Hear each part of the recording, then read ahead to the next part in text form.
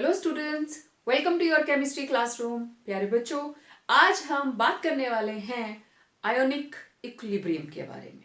ठीक है, as the name indicates, ionic means it involve ions. ठीक है, अब जो भी हम इक्विलिब्रियम की बात करेंगे उसके अंदर आयॉन्स भी होंगे। ओके, तो देखो आयोनिक इक्विलिब्रियम, अब कोई भी आयन किससे बनेगा? HCl, it will dissociate to give H positive Cl negative. KCl, it will dissociate to give K positive Cl negative. कोई भी सब्सटेंस वो टूटता है केटाइन और एनाइन में। ठीक है, cation means positively charged ion और anion means negatively charged ion. Okay, तो बेसिकली जो हमारे पास केमिकल कंपाउंड्स हैं ये दो तरह के हैं। कुछ जो टूट जाते हैं, ठीक है, जैसे मैंने अभी आपको बताया KCl, HCl, sodium chloride, sodium hydroxide, calcium hydroxide, पानी में जाते ही ये टूट जाते हैं, राइट। और कुछ सब्सटेंसेस हमारे पास ऐसे हैं जैसे sugar C12H22O11, this is sucrose. ठीक है, आप चीनी को पानी में घोलिए, चाय में डालिए, मिल्क में ऐड कीजिए, चीनी चीनी ही रहेगी, इट विल रिमेन सुक्रोज। ये वाटर में जाकर ऐसा नहीं होगा कि 12 कार्बन अलग हो जाएं, 22 हाइड्रोजन अलग हो जाएं या 11 ऑक्सीजन अलग हो जाए। It will not dissociate. आप इसको किसी में भी डाल दीजिए। ठीक है, देन यूरिया, खेतों में डालते हैं ना यूरिया। यूरिया का फॉर्मूला मैं बता देती हूं, this is C+O NH2NH2, this is urea, right. तो ये टूटेगा नहीं। ओके, अच्छा, इसके अलावा और भी हमारे पास बहुत से ऐसे कंपाउंड्स हैं विच डू नॉट डिसोसिएट, जैसे स्टार्च, ठीक है, बेंजीन। बेंजीन को आप किसी में भी घोलने की कोशिश कीजिए, it will remain benzene, it will not dissociate. ठीक है, तो अब बेसिकली मेरे पास दो तरह के सब्सटेंसेस आ गए, एक जो टूटते हैं, दूसरे जो नहीं टूटते हैं। जो टूटते हैं उनको हम बोलते हैं इलेक्ट्रोलाइट, जो नहीं टूटते हैं वो उसका बिल्कुल opposite, that is non electrolyte. Okay, अब देखो सोडियम क्लोराइड जब सॉलिड है it will not conduct electricity. ठीक है, इसकी कंडक्टेंस नहीं होगी। लेकिन अगर आप इसको गर्म करें और ये आ जाता है मोल्टन स्टेट में, जैसे ही मेल्ट करेगा it will form Na positive Cl negative. Molten state में सोडियम क्लोराइड नमक ये इलेक्ट्रिसिटी को कंडक्ट करता है, सॉलिड स्टेट में नहीं करता है। और अगर आप इसको सोडियम क्लोराइड को वाटर में डिसॉल्व कर देते हो then it forms N positive aqueous, aqueous मतलब पानी में घुल गया, एंड क्लोराइड एक्वस। या तो अ substance which either in molten state और in aqueous solution, aqueous means when dissolved in water, can conduct electricity due to the formation of ions is called electrolyte, right? For example, sodium chloride, hydrochloric acid, sodium chloride, potassium chloride, sodium hydroxide, calcium hydroxide, potassium hydroxide, right? Sulfuric acid, etc. तो ये सारे के सारे electrolytes. ठीक है, उसके opposite a substance which do not dissociate into ions and conduct electricity either in molten state और in aqueous solution are called non electrolytes. Simple. Okay, examples भी आपके सामने हैं। अच्छा, अब देखो ये जो इलेक्ट्रोलाइट है ये तो सिंपल हो गया, क्योंकि आयंस बनने हैं, हम आयनिक इक्विलिब्रियम की बात करने वाले हैं।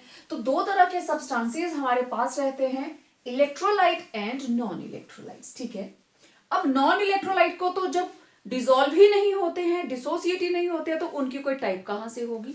लेकिन जो हमारे पास इलेक्ट्रोलाइट्स हैं they are of two types. कौन कौन सी टाइप्स हो सकती हैं?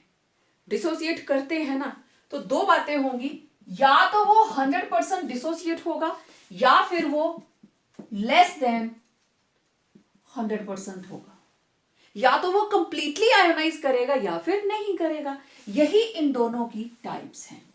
तो हम इनको जनरली बोल देते हैं strong electrolytes, electrolytes of two types, strong electrolytes and weak electrolytes. नाम से ही पता चल रहा है, राइट? स्ट्रॉन्ग कौन? विच डिसोसिएट कंप्लीटली, ठीक है? सो these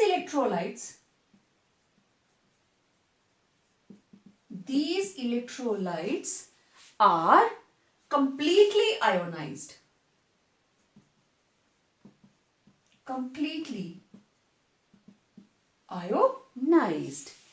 that is 100% dissociated.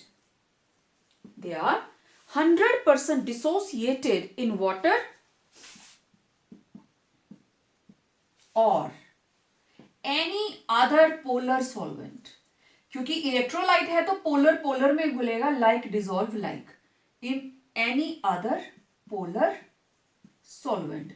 वैसे water is a universal solvent, another solvent, for example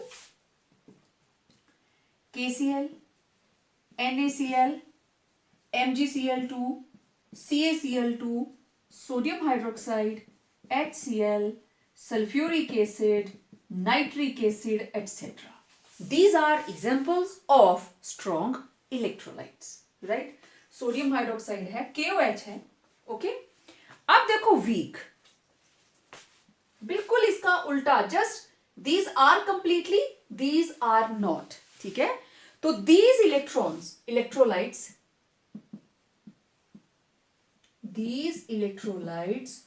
do not ionize or dissociate, one and the same thing, completely, do not ionize completely,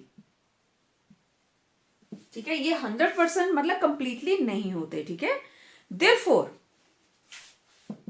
known as weak electrolytes. They dissociate up to small extent. ठीक? For example, जितने भी organic acid हैं वो सारे के सारे इसमें आएंगे, जैसे CH3COOH, then अमोनियम हाइड्रोक्साइड, ठीक है, फिनोल एक्सेट्रा। तो दीज आर वीक इलेक्ट्रोलाइट्स जो 100% या कंप्लीटली डिसोसिएट नहीं करते, ओके? अच्छा, ये तो 100% और ये थोड़ा कम होते हैं, हमें इनकी स्ट्रेंथ का पता कैसे चलेगा? Let's see that. अब स्ट्रेंथ ऑफ वीक इलेक्ट्रोलाइट, क्योंकि आयोनिक इक्विलिब्रियम वीक में ही आएगा, मैं अभी उसके बारे में बात करूंगी आपसे। आयोनिक इक्विलिब्रियम जो है वो वीक में ही आएगा। स्ट्रेंथ ऑफ वीक इलेक्ट्रोलाइट्स, ठीक है? अब देखो, it is expressed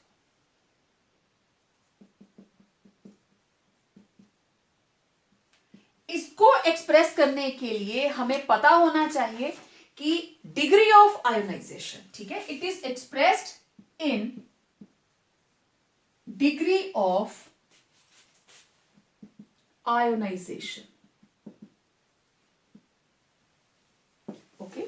so it may be defined as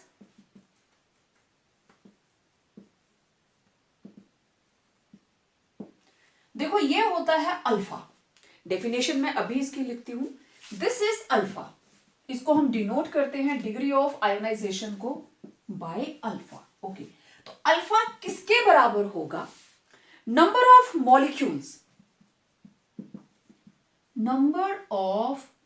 molecules, जो आयॉन्स में स्प्लिट हुए, number of molecules ionised into ions divided by total number of molecules. बहुत सिंपल सी बात है। मान लीजिए आपके पास टोटल थे, मैं 100 क्यों लू, लेट इट बी 70, और 70 में से लेट इट बी 40 जो है वो आयोनाइज हो गए, 30 नहीं हुए, 70 में से 40 हो गए। तो अब आप देख सकते हो 35 टू ज़ा 70, तो ये जो हमारे पास इसको डिवाइड करके आएगा दैट विल बी 4 7 7 5 ज़ा 35 40 55.55%। तो इसकी degree of dissociation ionization that is 55%, मतलब ये इलेक्ट्रोलाइट 55% आयोनाइज हुआ। तो अल्फा हमें यहां बहुत ज्यादा हेल्प देता है। तो आप इसको अगर डिफाइन करना चाहें तो what it will B, it is the ratio, it is the ratio of the molecules of, it is the ratio of molecules of the electrolyte, molecules of the electrolyte which ionize into ions to the total number of molecules of ions. Simple, यही तो लिखा आपने, this is degree of ionization or dissociation.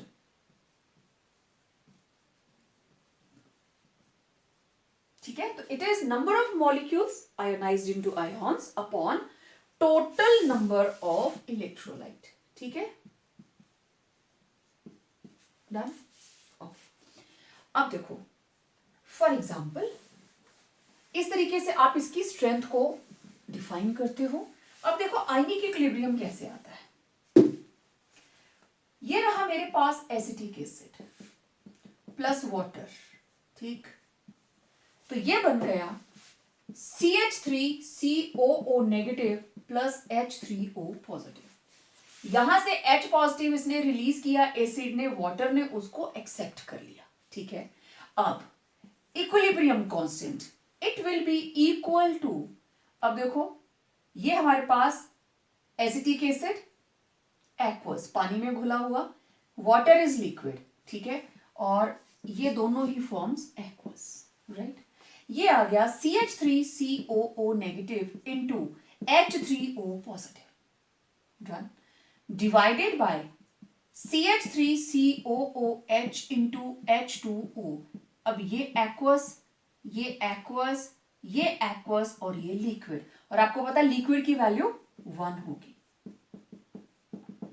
तो K किसके बराबर आया, CH3COO negative H3O positive upon concentration of CH3COOH। क्योंकि ये रिवर्सिबल रिएक्शन है, वीक इलेक्ट्रोलाइट 100% डिसोसिएट क्यों नहीं करता, because there always exist an equilibrium, ठीक है। वीक जो है do not dissociate 100% as there exist an equilibrium. तो इक्विलिब्रियम की वजह से reaction becomes reversible, therefore there is always ionized as well as unionized electrolyte। समझ आ गई बात, ये unionised and this is ionised. कितना हो गया that will be given by degree of dissociation. तो it was the meaning of ionic equilibrium कि जब आपके पास प्रोडक्ट साइड में आयॉन्स हैं आप उनको मेंशन करोगे, उन आयॉन्स की जो भी कंसेंट्रेशन होगी आप उसको मेंशन करेंगे, ठीक है। और इसको इक्विलिब्रियम कांस्टेंट को आप कैलकुलेट कर सकते हैं by a law that is Ostwald's dilution law, ठीक है, वो देखते हैं अभी। बहुत इंपॉर्टेंट है, बाय नेम लॉ है, तो it is Ostwald's dilution law, very important. और ये किसके लिए है? फॉर वीक इलेक्ट्रोलाइट्स, क्योंकि स्ट्रॉन्ग वाले तो डिसोसिएट हो जाते हैं। This is for weak electrolytes. A B, ठीक है, it will dissociate into A positive, B negative, right? In general. For example, अब यहां मैंने लिया CH3COOH। अब मैं वाटर नहीं ले रही हूं, I am not taking water. Reason क्योंकि वाटर है लिक्विड और वो अल्टीमेटली हम 1 शो कर देते हैं, तो it is generally aqueous and what it will give CH3COO negative and H positive, cation and anion, right? Okay. अब शुरू में जब ये डिसोसिएट नहीं हुआ था, when it was not dissociated, beginning में इसकी कंसेंट्रेशन क्या थी? 1, और ये दोनों ही क्या थे? 0। आफ्टर सम टाइम जब इन्होंने डिसोसिएट किया, मान लीजिए 1 में से अल्फा डिसोसिएट हो गए, तो बाकी कितने बचे? 1 माइनस अल्फा। अल्फा डिसोसिएट कर गए तो बाकी कितने बचेंगे? 1 माइनस अल्फा। ओके, मान लो शुरू में हमारे पास थे 100 मॉलिक्यूल्स। ओके, 100 में से 50 डिसोसिएट हो गए। ओके, एक मॉलिक्यूल से एक एनाइन बन रहा है और एक केटाइन। तो अगर 50 डिसोसिएट हुए तो 50 ही केटाइन बनेंगे, 50 ही एनाइन बनेंगे। डन। तो ये कितने बचे? 1 माइनस 50। यहां तो आपको 50 2 बार ही लिखना पड़ेगा, क्योंकि एक CH3COOH से एक निकलता है एनाइन और एक निकलता है केटाइन। अगर इसके 50 मॉलिक्यूल लिए, 50 ये बनेंगे और 50 ये बनेंगे। Done. But it will not B same always कि आपको यही चीज मिले, ठीक है। हमारे पास कोई अलग भी कंपाउंड हो सकता है। लेट इट बी, हम ले लेते हैं कोई भी, मैं एग्जांपल के लिए, लेट इट बी CaCl2। ये डिसोसिएट करके देगा हमें calcium 2 positive and 2Cl negative. अब देखो, एक मॉलिक्यूल एक केटाइन दे रहा है और 2 एनाइन। तो अगर मैं इसको 1 लूं, शुरू में ये दोनों 0 थे, लेकिन अगर इसमें से अल्फा डिसोसिएट हुए तो उसमें से अल्फा ये बनते हैं और ये बनते हैं 2 अल्फा। समझ आई बात? जितने जितने बनेंगे आप अल्फा के आगे उतना लगा दो। ओके, अब इधर देखिए, apply the law of chemical equilibrium. अब यहां पे हम केमिकल इक्विलिब्रियम लगाएंगे according to law of chemical equilibrium. तो K किसके बराबर आएगा? K will be equal to concentration of CH3COO negative into concentration of H3O positive. आपको अच्छे से याद है, स्क्वायर ब्रैकेट का मतलब होता है कंसेंट्रेशन, और इधर क्या आ गया? Concentration of CH3COO aqueous. ठीक है, अब कंसेंट्रेशन को हम कैसे लिखते हैं? C के साथ, ठीक है।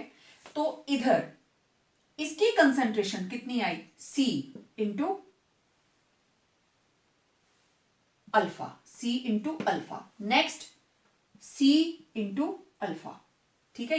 स्क्वायर ब्रैकेट को हटा के जो भी इसकी कंसेंट्रेशन होगी, C अल्फा इंटू ये भी C अल्फा, ये भी C अल्फा, ठीक है। मैं यहीं पे लिख देती हूं, let it be there concentration is C, ठीक है। तो इधर here concentration is equal to C, ठीक है। C किस में है? ग्राम्स पर लीटर में, तो यहां मैंने मेंशन कर दिया, ठीक है। तो K विल बी, इसकी जगह पे आ गया C अल्फा, और नीचे क्या आ गया? C 1 minus alpha, this is K। अब देखो, एक C मैंने कट कर दी, what I will get? K, it will be equal to C alpha square upon 1 minus alpha. As dissociation is very small, therefore मतलब अल्फा जो है it is very very small as compared to 1, right? Therefore alpha may be ignored. Mathematics में करते हो ना आप, इसको हम इग्नोर कर देंगे। तो K will be equal to C alpha square, right. और अब मुझे अल्फा की वैल्यू चाहिए, ठीक है। तो मैं इसको ऐसे कर लेती हूं, C alpha square is equal to K, alpha square will be K upon C, C क्या है कंसेंट्रेशन, और alpha will be equal to under root K C. Clear? आप इसको ऐसे लिख सकते हो, ठीक है। ओके, नाउ एक क्वेश्चन तो ये आ गई हमारे पास। नाउ कंसेंट्रेशन, कंसेंट्रेशन किसके बराबर है?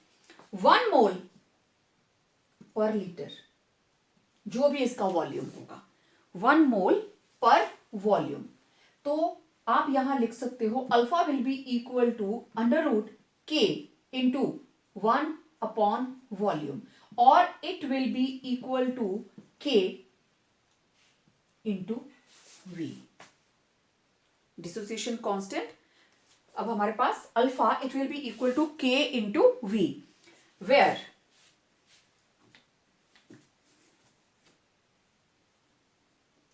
K is equilibrium constant and V is volume। ठीक है, ये मेरे पास मुझे दो चीजें चाहिए थी, बस ये दो इक्वेशंस चाहिए।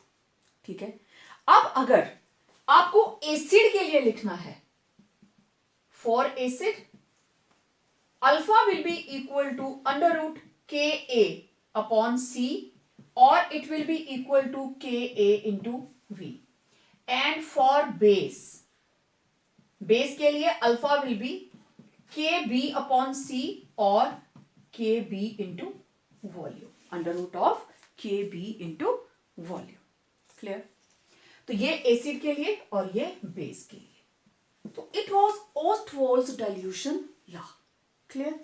अच्छा, अब मैं इसकी डेफिनेशन लिखने लगी। जो आपके पास डेरिवेशन आई है उसी हिसाब से हम इसकी डेफिनेशन लिखेंगे। दस यहां पे V is volume and C is concentration. ये मैंने पहले भी बताया आपको, जो चीजें आपके पास डेरिवेशन में आई हैं, C is concentration means C moles per litre. ठीक है, अब ओस्टवॉल्स डाइल्यूशन लॉ क्या कहता है? 10 Ostwald's dilution law may be defined as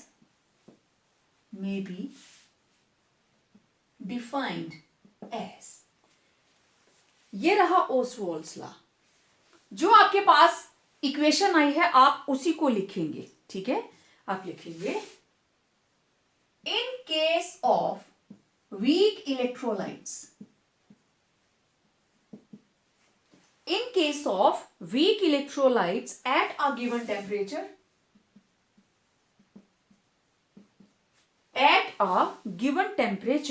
the degree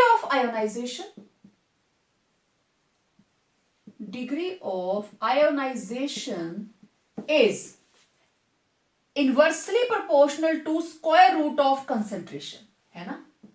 is inversely proportional to square root of concentration, directly proportional to, या तो inversely या फिर directly, और directly proportional to square root of volume। यही दो इक्वेशंस आई आपके पास। वॉल्यूम ऑफ सॉल्यूशन कंटेनिंग कितना? 1 mole. Volume of solution containing 1 mole of electrolyte. उस इक्वेशन को डिराइव करने के लिए आपने कितना सब्सटेंस लिया था? इट वॉज 1 मोल पर गिवन वॉल्यूम। ठीक है, तो अब या तो inversely proportional to square root of molar concentration, this concentration should be molar, number of moles of molar concentration, और directly proportional to square root of volume of solution containing 1 mole of electrolyte. This is Ostwald's dilution law. और acid के लिए क्या होगा? Ka upon C। Base के लिए क्या होगा? Kb upon C। क्योंकि ये जो इक्विलिब्रियम कांस्टेंट है, अगर आप एसिड का एग्जांपल ले रहे हो you will write subscript A, अगर आप बेस का एग्जांपल ले रहे हो you will write subscript B, right. जैसे ये वाला जो एग्जांपल था it was for acid, it is A. तो अगर आप बेस लेते हो, let it be ammonium hydroxide, it will dissociate to give ammonium and OH negative, right? All are in aqueous form. तो इसके लिए जो हमारे पास अल्फा आएगा it will be under root K B upon C, और it will be under root K B into volume. और इसका के किसके बराबर लिखोगे? K B will be equal to concentration of ammonium, concentration of OH negative upon concentration of NH4OH। Same सारा वही का वही, C alpha and it will be C into 1 minus alpha, everything will be same, सिर्फ acid की जगह पे base आ गया। ओके, तो it was Ostwald's dilution law. Now next topic is various theories of acids and bases. कौन कौन से कंसेप्ट्स हैं जिससे हम एसिड और बेस को डिफाइन करते हैं? देखिए, वी आर हैविंग 3 कंसेप्ट्स। सबसे पहले अर्हीनियस, सेकेंड नंबर पे है Bronsted Lowry concept and third is Lewis concept. One by one हम बात करेंगे। तो Arrhenius concept it was given by Arrhenius in 1884। बहुत सिंपल कंसेप्ट है, ये वही कंसेप्ट है जो आप जानते हैं। एसिड कौन? जो H पॉजिटिव देता है। बेस कौन? जो OH नेगेटिव आयन देता है। यही मैंने लिखा है।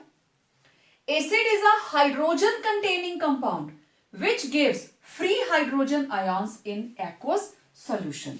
देखो, फॉर एग्जांपल वो एसिड जिनमें हाइड्रोजन होगी, प्रोटोनिक एसिड्स बोलते हैं उनको, these are known as protonic acids, right. HCl, HNO3, H2SO4, CH3COOH, H3PO4, etc. Okay, let me have one more. H2CO3, ठीक है। तो इनको हम बोलते हैं प्रोटोनिक एसिड्स, राइट।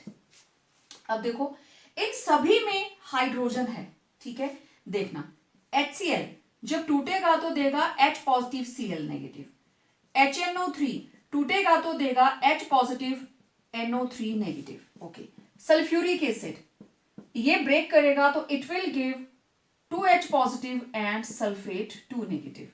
H3PO3 इसमें से 3 हाइड्रोजन्स निकलेंगे और ये देगा PO4 3 नेगेटिव। ये स्टेप बाय स्टेप भी अगर आप एक एक हाइड्रोजन हटाओगे तब प्रोडक्ट अलग अलग से बनेगा, उसको मैं बाद में बताती हूं। Then this is carbonic acid H2CO3, इसमें से 2 H पॉजिटिव हटे तो ये बन गया carbonate. Then acetic acid CH3COOH, ये टूटा तो देगा CH3COO negative plus H positive.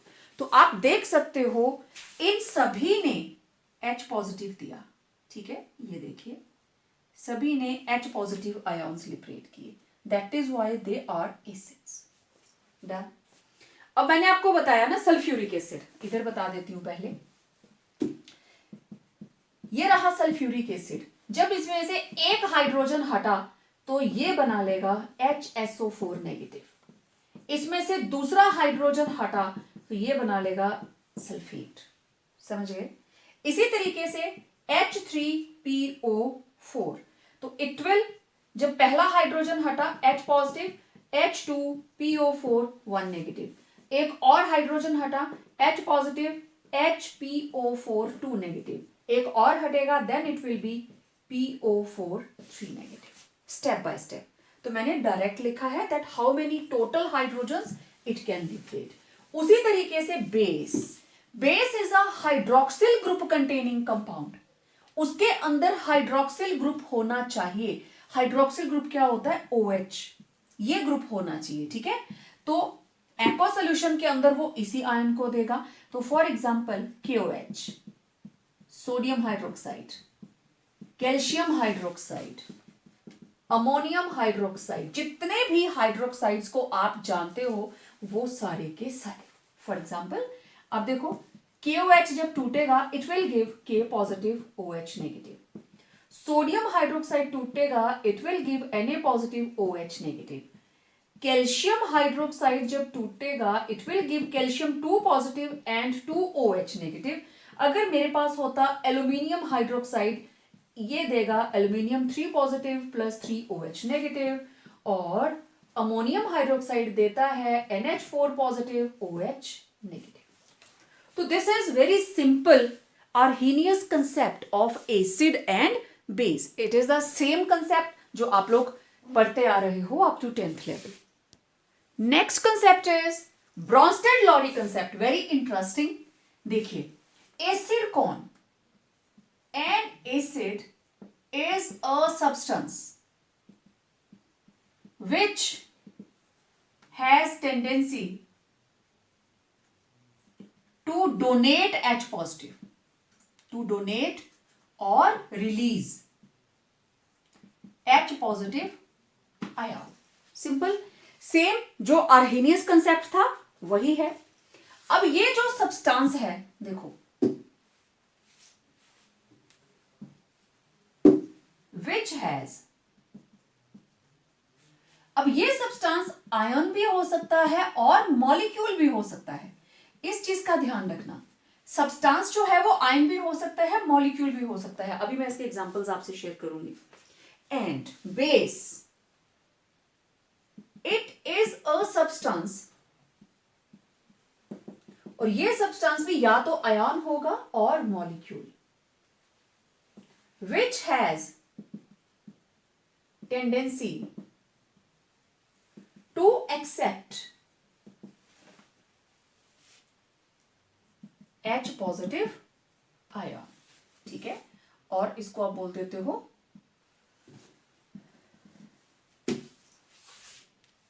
Proton, H positive ion और प्रोटॉन। ठीक है, प्रोटॉन किसी भी तरीके से आप लिख दीजिए। ओके, अब देखो कोई भी सब्सटेंस, जैसे for example HCl, it can release H positive, ठीक, it can release H positive. HNO3, H positive, NO3 negative, it can release H positive. तो जो भी H positive रिलीज कर सकता है that is Bronsted-Lowry acid. तो आप देखो all Arrhenius acids are Bronsted-Lowry acids, right? जो आर्हेनियस एसिड है वही ब्रॉन्स्टेड-लॉरी एसिड्स है, लेकिन जितने भी आर्हेनियस बेसिस हैं they will not be Bronsted and Lowry bases. अब देखो मेरे पास है, let it be Cl negative, it has tendency to accept H positive and form HCl, है ना सिंपल। HNO3, मेरे पास है nitrate, it can accept H positive and form HNO3। Similarly मेरे पास है water, it has tendency to accept H positive and form hydronium ion. अब देखो नाइट्रेट, क्लोराइड, ये दोनों ही, रादर ये तीनों ही, these are not Arrhenius bases. अब अगर मैं बात करूं कि सोडियम हाइड्रोक्साइड, क्या ये H पॉजिटिव एक्सेप्ट कर सकता है? नहीं कर सकता। कुछ एक एग्जांपल्स, अब बेस के अंदर अकॉर्डिंग टू आर्हेनियस बेस उनके अंदर हाइड्रोक्सिल ग्रुप होना चाहिए, they must have hydroxyl group, और बेस वही है जो OH नेगेटिव देता है। लेकिन ये क्या कह रहा है, ये सिर्फ प्रोटॉन की लैंग्वेज में बात करता है, जो प्रोटॉन देता है वो एसिड, जो लेता है वो बेस। ओके, अब एक और चीज देखो, दोनों के लिए मेरे पास कॉमन एग्जांपल है। Well, we are having, let it be HCl plus water. What they will form? HCl ने H पॉजिटिव दिया इसके पास, क्योंकि यहां लोन पेयर होता है ना, तो ये बन गया H3O पॉजिटिव और ये बन गया Cl नेगेटिव। देखो HCl ने रिलीज किया H पॉजिटिव, डोनेटेड और released H positive ion. Therefore HCl what is it? It is acid. इसने H पॉजिटिव दिया तो ये क्या है? एसिड। ओके, अब देखो वाटर ने क्या किया? Accept H positive. वाटर ने H पॉजिटिव एक्सेप्ट किया, it means water is a base, right? अब ध्यान से सुनने वाली बात, जब एसिड का H पॉजिटिव हट गया, अब ये बना Cl नेगेटिव। अब इसकी टेंडेंसी है ये H पॉजिटिव ले सकता है, तो इसको हम बेस नहीं बोलेंगे, it is known as conjugate base. ये बन गया एसिड का कॉन्जुगेट बेस। अब देखो बेस ने H पॉजिटिव लिया और यहां पे बन गया H3O positive, this is base, donated H positive, ये है बेस। तो बेस ने H पॉजिटिव लिया तो ये बन गया। अब देखो इसके पास एक H पॉजिटिव फालतू है, ये दे सकता है, तो एसिड बन गया ना, लेकिन कौन सा? Conjugate acid, right? तो आपको याद क्या रखना है? एसिड H पॉजिटिव हटता है तो बन जाता है कॉन्जुगेट बेस। एसिड से बनता है कॉन्जुगेट बेस, ठीक है? और जो बेस है ये H पॉजिटिव एक्सेप्ट करता है और क्या बन जाता है? Conjugate acid. क्लियर? अच्छा, एक और एग्जांपल लेते हैं, उससे आपको और ज्यादा अंडरस्टैंडिंग होगी। We are having CH3COOH plus H2O. It will form H3O positive and CH3COO negative. यहां से H पॉजिटिव चला गया, तो this is acid and this will be conjugate base, ठीक है? यहां हुआ माइनस H पॉजिटिव, वाटर ने H पॉजिटिव एक्सेप्ट किया प्लस H पॉजिटिव, तो इट एक्टेड एज बेस और ये बन गया कॉन्जुगेट एसिड, राइट? तो बहुत सिंपल, एसिड में से H पॉजिटिव हटा दीजिए तो बन जाएगा कॉन्जुगेट बेस, और बेस में H पॉजिटिव ऐड कर दीजिए तो बन जाएगा कॉन्जुगेट एसिड। क्लियर? अच्छा, अब हमारे पास there are certain amphoteric species, ठीक है? ये तो आपने देखा, एक एक एग्जांपल थी। अब देखो what are amphoteric species, very important. Amphoteric species क्या है? वो स्पीशीज विच कैन एक्सेप्ट और डोनेट, जो दोनों ही काम कर सकते हैं, ठीक है? Substances which can act as acid, मतलब donate H positive as well as accept H positive, ठीक है? act as well as act as base means accept H positive are called, ampho का मतलब होता है दो तरह की नेचर, एम्फोटेरिक स्पीशीज, राइट? अब एग्जांपल देखो, फॉर एग्जांपल वाटर, यहां पे वाटर कैसे एक्ट कर रहा है? Base. Okay, let me have one more example. ये रहा NH3 प्लस वाटर। अब देखना, NH3 के ऊपर है लोन पेयर, वाटर में से निकला H पॉजिटिव और वो इसके पास आ गया, ये बन गया NH4 पॉजिटिव अमोनियम और ये बन गया OH नेगेटिव, ठीक है?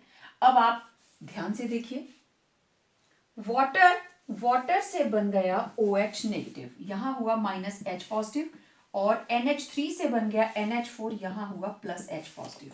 How it acted as base and water acted as acid.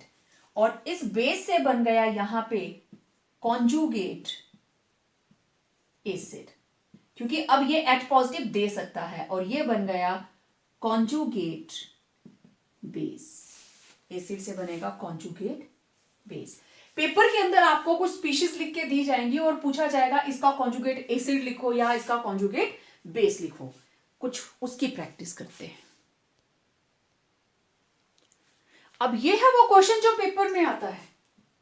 Very very important, बहुत इंपॉर्टेंट. ये एक क्वेश्चन, ये दूसरा question, this is another question. आपको इसका कॉन्जुगेट बेस लिखना है. ये सारे नहीं आएंगे, आपको ये आ सकता है, कुछ भी आ सकता है. You have to write conjugate base of the following. अब आपको लिखना है कॉन्जुगेट बेस. ओके, ये रहा कॉन्जुगेट बेस. बेस है तो इधर उसका उल्टा होगा एसिड. एसिड का बनता है कॉन्जुगेट बेस. कैसे? H पॉजिटिव हटा दो एसिड से और वो बन जाएगा कॉन्जुगेट बेस. यही करना है. Minus H positive, H3O positive में से H पॉजिटिव हट गया तो क्या बचा? H2O. माइनस H पॉजिटिव, इसमें से एक H पॉजिटिव हट गया तो ये बचा SO4 2 नेगेटिव. जोड़ो जरा इसको, +1 2 नेगेटिव, नेट चार्ज -1. दोनों का चार्ज टोटल होके इसके बराबर आना चाहिए. माइनस H पॉजिटिव तो ये बन गया NH3, आ गया चार्ज. इसमें से माइनस H पॉजिटिव तो क्या बचा? F negative. 1 positive 1 negative equal to 0, neutral. Minus H positive तो ये बना CH3COO negative, plus minus neutral. Minus H positive CH3 NH3 तो नाइट्रोजन के ऊपर positive charge, it will be CH3NH2. हो गया. H3PO4, एक H हटाया, यहां बचे 2 हाइड्रोजन PO4, नेट चार्ज -1. एक पॉजिटिव हटा तो नेट चार्ज इसके ऊपर एनाइन के ऊपर आएगा. Minus H positive, it is already having -1 charge. एक हाइड्रोजन और कम हो गया and it will be having 2 negative charge, क्योंकि एक पॉजिटिव और चला गया. 2 नेगेटिव +1 आ गया -1. Minus H positive and it will give PO4 3 negative. देख लीजिए, +1 -3, नेट चार्ज -2. डन. बहुत सिंपल है.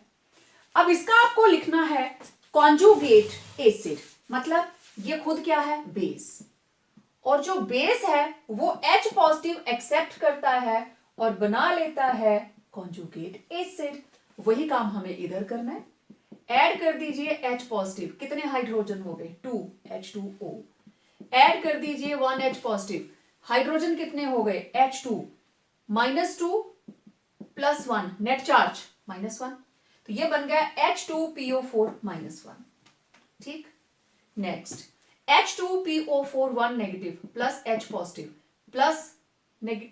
Plus negative neutral H3PO4 plus H positive. H positive किसके पास जाएगा? नाइट्रोजन के पास. It will form CH3NH3 positive. Neutral +1, net charge positive. Okay. H positive add किया, +1 -1 H2S. CO3 2 negative plus H positive, ये बन गया HCO3 -2 +1, नेट चार्ज -1. ये लीजिए. Next HCO3, okay, late it B +1. Hydrogen हो गए 2, H2CO3 -1 +1 neutral. Cl negative, it will accept 1 H positive and form HCl. Neutral. CH3COO plus H positive, it will form CH3COOH -1 +1 neutral. HSO4 -1, okay, +1. तो 2 hydrogen हो गए, H2SO4 -+0, okay. यहां आया plus H positive, ये बना HSO4. Charge क्या लिखूं? -2 +1, net charge -1. तो it was how you have to write conjugate acid or conjugate base of the given acid or base. Next concept is Lewis concept. अब देखो ये concept Bronsted, Lowry and Arrhenius दोनों से ही different है. ठीक है. Lewis acid and Lewis base. Acid वो सब्सटेंस जो इलेक्ट्रॉन एक्सेप्ट कर सके। अब हाइड्रोजन या हाइड्रोक्सिल की बात नहीं हो रही, now we are talking about electrons only. जो इलेक्ट्रॉन पेयर एक्सेप्ट कर सके दैट इज एसिड, और जो दे सके दैट इज बेस। तो एसिड कौन है? These are electron deficient species. और बेस कौन है? इलेक्ट्रॉन रिच स्पीशीज, जिनके पास इलेक्ट्रॉन बहुत सारे हैं। For example, now these are of two types. ये हो सकते हैं इलेक्ट्रॉन डेफिशिएंट है ना, या तो होंगे हमारे पास केटाइंस या होंगे neutral species. Neutral species having incomplete octet, जिनकी ऑक्टेट कंप्लीट नहीं है। ठीक है, देखते हैं। अब केटाइंस, कोई भी cation, Na positive, Ka positive, calcium positive, iron positive, aluminium 3 positive, कोई भी केटाइन आप ले सकते हो, that will B Lewis acid. Neutral species जिनके पास ऑक्टेट कंप्लीट नहीं है, देखो BeC है ना, इसके साथ BF3, AlCl3, FeCl3, ठीक है, BeH2, जिनकी भी ऑक्टेट कंप्लीट नहीं है। देखो इसके अराउंड 2 Cl2, बेरिलियम के अराउंड 2 Cl, तो टोटल कितने इलेक्ट्रॉन्स आए? 4। BF3 6 electrons, AlC 6 electrons, FeCl3 6 electrons, 4 electrons. तो इनकी ऑक्टेट कंप्लीट नहीं है। ठीक है, आप मेंशन कर दीजिए it is having 4 electrons, it is having 6, it is having 6 electrons, FeCl3 it is also having 6 and it is having 4 electrons, right? आप अपने नोट्स को कंप्लीट करने के लिए इलेक्ट्रॉन्स मेंशन कर सकते हो। ठीक है, मैं इसको और भी डिटेल में दे देती हूं।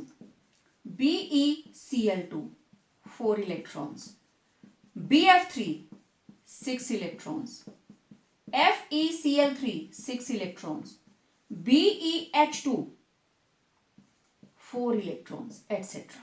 तो these are electron deficient species. ठीक है, अब इधर देखो electron rich species, for example it is also of 2 types. कौन कौन से? या तो एनाइन होंगे, एनाइन के पास एक्स्ट्रा इलेक्ट्रॉन होता है। ठीक है, Cl negative, F negative, Br negative, iodide, जिसके ऊपर भी आपको नेगेटिव चार्ज नजर आता है वो सारे के सारे एग्जांपल्स आप लिख सकते हो। PO4 3 negative, clear? HCO3 1 negative, H2PO4 1 negative. Any species which is having negative charge over it, that will act as Lewis base. दूसरा, neutral molecules. Neutral molecules having lone pairs, जिनके पास extra electrons हैं। ठीक है, for example ammonia, ammonia के पास lone pair, water, water के पास lone pair, amines RnH2 lone pair, ठीक है, एटसेट्रा। तो these are Lewis acids and bases. Done. Okay, अब देखो किस तरीके से ये लोग इलेक्ट्रॉन्स एक्सेप्ट करते हैं या डोनेट करते हैं। तो उसको हम बोल देते हैं ल्यूइस कॉम्प्लेक्स। जो भी इनका आपस में शेयरिंग होगी that is called Lewis complex. How? ये है मेरे पास अमोनिया, ये रहा H positive. Now this is electron rich, this is electron deficient. ठीक है, तो ये नाइट्रोजन का लोन पेयर इसको डोनेट हो जाता है। Then how it will return H H H, तो ये बन गया। अब H पॉजिटिव का चार्ज किस पे आ गया? नाइट्रोजन के ऊपर, क्योंकि नाइट्रोजन ने अपना लोन पेयर उसको दे दिया। तो आप इसको ऐसे लिख सकते हो और NH4 पॉजिटिव। ठीक, इसी तरीके से ये रहा वाटर, वाटर को मैं ऐसे लिख लूं, कोई दिक्कत नहीं। ठीक है, प्लस वाटर के पास है 2 लोन पेयर, लेकिन डोनेशन एक की होती है, H positive. Again it is electron rich, it is electron deficient. तो ये लोन पेयर इसको मिल गया, ये ऐसे जुड़ गया। अब इसके ऊपर क्या आ गया, पॉजिटिव चार्ज। और आप इसको कैसे लिखते हो, एज हाइड्रोनियम आयन, H3O पॉजिटिव। ओके, अब एक मेरे पास सब्सटेंस है NH3 विद लोन पेयर, दूसरा मेरे पास है BF3। तो this is Lewis acid, this is Lewis base. इसकी है इनकम्प्लीट ऑक्टेट, ठीक है। अब अमोनिया ने लोन पेयर इसको दे दिया, and how it will B return देखिए, NH3, ठीक है। NH3 को नाइट्रोजन मैं इधर लिखूंगी क्योंकि डोनेशन नाइट्रोजन से है और हाइड्रोजन इधर, और ये बन गया BF3। ये एरो ऐसे डाला जाएगा कि इसके हेड के आगे इलेक्ट्रॉन एक्सेप्टर होगा और इधर डोनर, इसकी टेल वाली साइड डोनर होगा। It is shown like this. तो इलेक्ट्रॉन रिच है तो कौन है, बेस। डेफिशिएंट है तो कौन है, एसिड। डेफिशिएंट है तो कौन है, एसिड। रिच है तो कौन है, बेस। क्लियर, बहुत सिंपल है इसको, और इसको हम बोल देते हैं ल्यूइस कॉम्प्लेक्स, ठीक है, जिसमें हम दोनों को रिप्रेजेंट करते हैं। अच्छा, आपने ये चीज पहले करके आए हो शुरू में, जहां आप कोऑर्डिनेशन बॉन्ड करते थे। तो अगर आप ध्यान से देखें तो यहां पे कोऑर्डिनेट बॉन्ड बन रहा है, बॉन्डिंग तो है लेकिन दोनों इलेक्ट्रॉन एक एटम से आ रहे हैं, ठीक है। ये रही ऑक्सीजन, एक और ऑक्सीजन आई, इसके पास 6 हैं, ये ऑक्टेट्स इनकी कंप्लीट। अब क्या करें, इस ऑक्सीजन ने इसको इलेक्ट्रॉन डोनेट कर दिए और ये बन गया डबल बॉन्ड, यहां इसके कंप्लीट। अब ये एरो में आ गए, इसके इलेक्ट्रॉन जो थे ना ये वाले, वो इस एरो के अंदर आ गए और इधर। अब आप देखो सभी की ऑक्टेट कंप्लीट, 2 2 4 2 6 2 8 2 4 6 2 8 2 4 6 2 8। तो ये वाले जो इलेक्ट्रॉन्स हैं, electrons donated by, let it be A, B, C, donated by oxygen B, but shared by both B and C. That is why it is known as coordinate bond. तो जितने भी Lewis acid base, अब ये बन गया हमारे पास Lewis complex. तो इसके अंदर डोनर भी है, this is donor, this is acceptor. This particular oxygen is acting as donor और ये वाली oxygen it is acting as acceptor. तो डोनर से जो इलेक्ट्रॉन आए, एक्सेप्टर ने उसको एक्सेप्ट किया, शेयर किया, डोनेशन एक से लेकिन शेयरिंग दोनों में, that bond is particularly known as ionic bond. और ये हमेशा ऐसे एरो के साथ शो किया जाता है, ठीक है। एरो के हेड के आगे आएगा एक्सेप्टर और टेल पे कौन होगा, डोनर। तो इस तरीके से जो ल्यूइस का कंसेप्ट है of acids and bases, it is explained with the help of coordinate bond. और I must say Lewis acid and bases, they are the base of coordinate bond. So it was all about today's lecture. Today you learned about ionic equilibrium, Ostwald's dilution law, and yes, various concepts of acids and bases. तो मिलते हैं एक नए video के साथ, एक नए concept को लेकर। Till then, stay home, stay safe, and yes, complete your notes.